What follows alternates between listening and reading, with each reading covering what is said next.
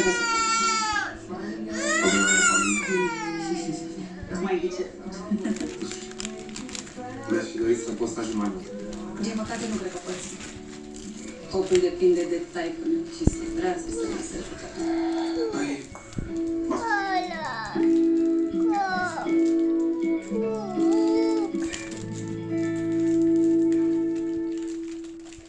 Ai venit, Mihai? Da.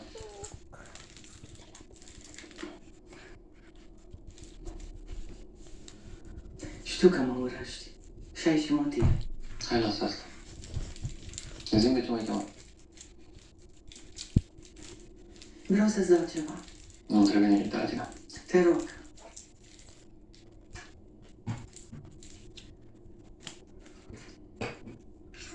E de la răposat.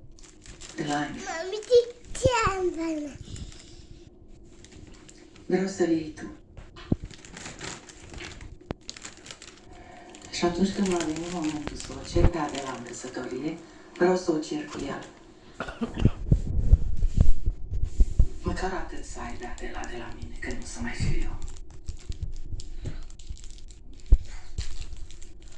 Nu pot să-l accept. Te rog. Asta e o bucățică din istoria familiei noastre.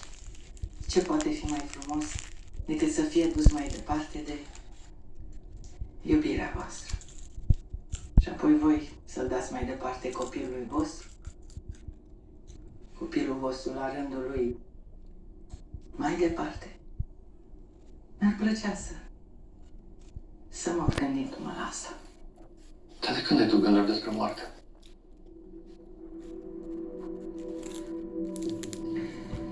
Păi, vine o vreme când tragem linie și ne uităm ce a rămas în urma noastră. Iar la mine, din păcate, mai mult e pe minus. Așa că de-aia încerc acum să mai îndrept ce se poate drepta.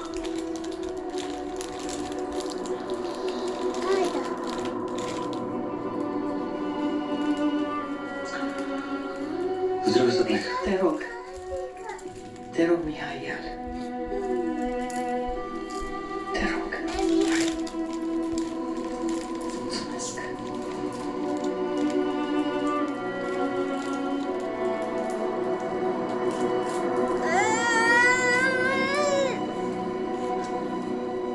Ce mă bucur că ai venit. Să știi că mi-e destul de greu să rămân în casa asta fără tine. Nu am durere de cap, ai o pastilă? Da, sigur, e ceva. Se ia.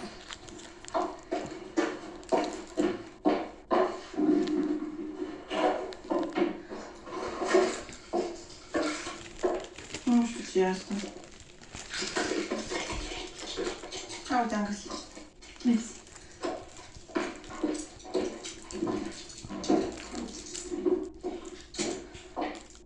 Dar ce ai? De ce te doare capul? Nu știu, sunt furioasă pe mine. Pe tine de ce? Pentru că nu înțeleg cum am putut să fiu atât de naivă cu Nuții. Nu te învinovăți prea tare. Nu-ți e o manipulatoare expertă.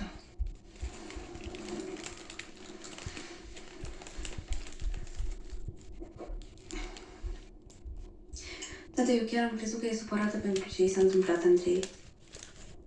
Și am prins-o șantajând-o pe față. Cu ce? N-am înțeles exact, dar cred că era ofticată că Andreea stă aici cu Lucian în locul ei. Femeia asta e bolnavă. Auzi, dar tu ce părere ai despre relația dintre Andreea și Lucian? Cred că iubirea poate să schimbe pe oricine în bine. Și acum nu mai crezi că ești naivă? Mama, eu știu că tu ești supărată pe Andreea că te-a mințit. Dar mie mi-a demonstrat că are un suflet bun când m-a salvat. Hai să-i dăm o șansă. Și lui Lucian vrei să-i dai o șansă?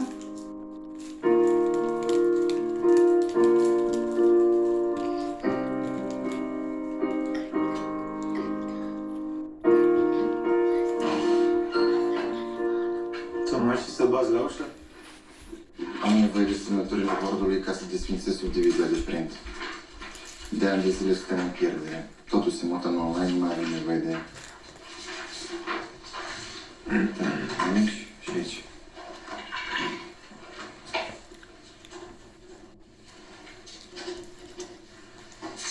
Atât?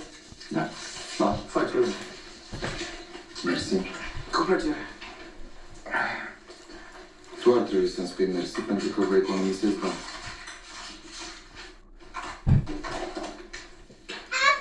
Știu că data asta sinucis.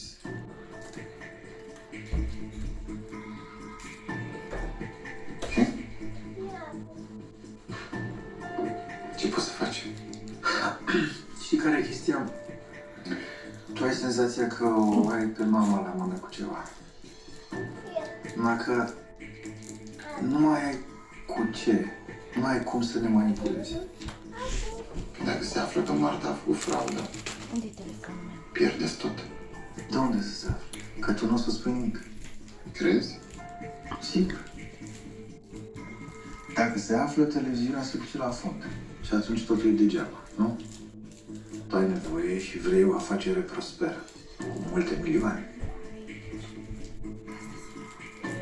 Din punctul meu de vedere, poate să se ducă dracului tot.